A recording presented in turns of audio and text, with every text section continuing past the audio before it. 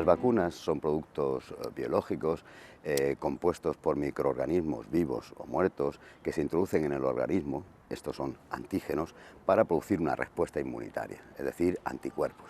Estos anticuerpos nos protegen frente a las enfermedades, es decir, las vacunas previenen las enfermedades. Las vacunas tienen 200 y pocos años de vida y han supuesto para la humanidad, desde el punto de vista de la salud pública, un increíble avance. Probablemente es la segunda, se dice que es un tópico, pero se dice así, que es la segunda medida más importante de la salud pública tras la potabilización del agua, ¿no? Entonces han salvado, cada año las vacunas salvan 3 millones de vidas y han conseguido erradicar enfermedades como la viruela, estamos a punto de erradicar la polio y quizá el sarampión dentro de poco. Como cualquier medicamento, como cualquier producto biológico, las vacunas pueden producir, tienen algunos riesgos y pueden producir algunos efectos adversos o secundarios. Existen dos cosas en relación a la vacuna, una es la seguridad y otra la efectividad, es decir, ¿son seguras las vacunas? Las vacunas son de los productos biológicos más seguros que hay en el mundo, tienen muchos controles. Sin embargo, a veces pueden producir efectos adversos.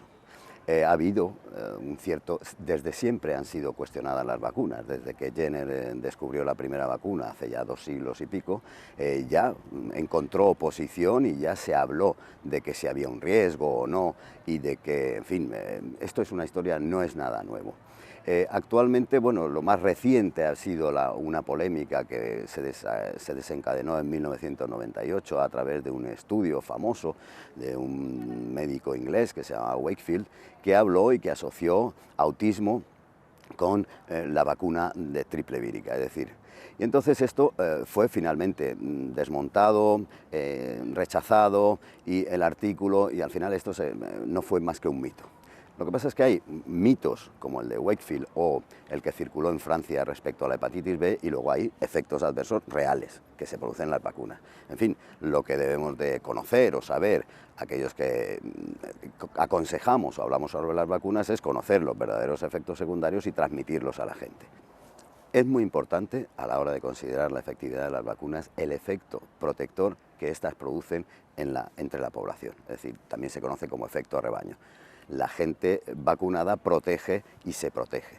Por otro lado, la propia efectividad es diferente porque algunas vacunas tienen un efecto duradero y otras vacunas tienen un efecto evanescente. Algunas tienen a los 5, 10 o 12 años desaparece su efecto y por eso se necesitan las revacunaciones, y otras dura más tiempo.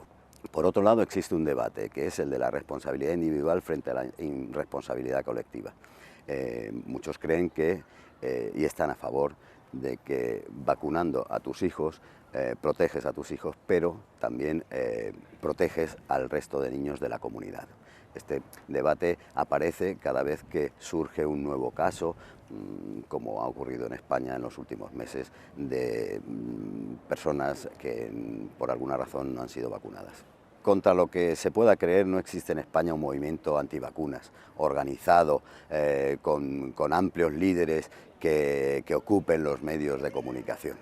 En realidad en España hay pequeños grupos de personas que sí que son contrarias a la vacunación, que sí que la rechazan y que son perfectamente conocidos, son poco audibles, y sus razones para rechazar la vacuna son diferentes. Algunas están relacionadas con la religión, algunos con otro tipo de creencias, algunos piensan que las vacunas son productos poco seguros y tienen contra las vacunas, contra la seguridad de las vacunas, contra los productos que se utilizan en las vacunas, alguna precaución, pero no se puede decir que exista un movimiento. Sí que existe, por otra parte, ciertas personas que son críticas, pero no contra las vacunas, sino contra las determinadas vacunas que en algún momento determinado, pues en los últimos años han estado rodeadas de cierta polémica.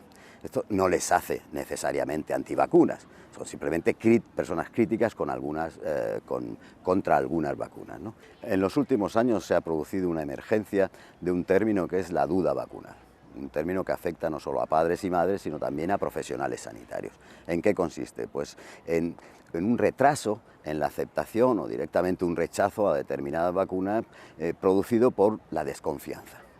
En esto están trabajando distintos grupos de investigación para intentar soslayarlo. Esto se soslaya mediante un diálogo continuo, es decir, dando una buena información que sea veraz, que sea científica y comunicando persuasivamente tanto a los profesionales sanitarios que dudan como a los padres que también lo hacen. En el caso de los periodistas, por ejemplo, un medio de comunicación lo que busca es audiencia. Entonces importa en ocasiones la audiencia más que la ciencia. Y se busca confrontar pareceres apelando a las emociones. De ahí que una historia emotiva tenga mucho más tirón que la seguridad de que 3 millones de niños han sido vacunados sin un efecto adverso. No estamos ante una crisis de las vacunas, a pesar de que las vacunas estén últimamente mucho en los medios de comunicación. Sí que sería deseable que se hicieran políticas vacunales más activas, que se emprendieran legislaciones, por ejemplo, respecto a la compensación de daños por vacunas o por efectos adversos de las vacunas. Esto sería muy importante, que hubiera una ley en España, porque existe en 19 países de los países desarrollados y en España no la hay. Esto generaría confianza. Nosotros llevamos acuñando desde hace 3 o 4 años el término vacunología social. Un término que aborda la vacunología desde un punto de vista de cómo comunicar, saber qué es lo que está ocurriendo, conocer qué están pensando las personas respecto a las vacunas y establecer estrategias para minimizar los rechazos, las posibles opiniones contrarias, favoreciendo el éxito de las vacunas que lo merezcan por su efectividad y por su seguridad.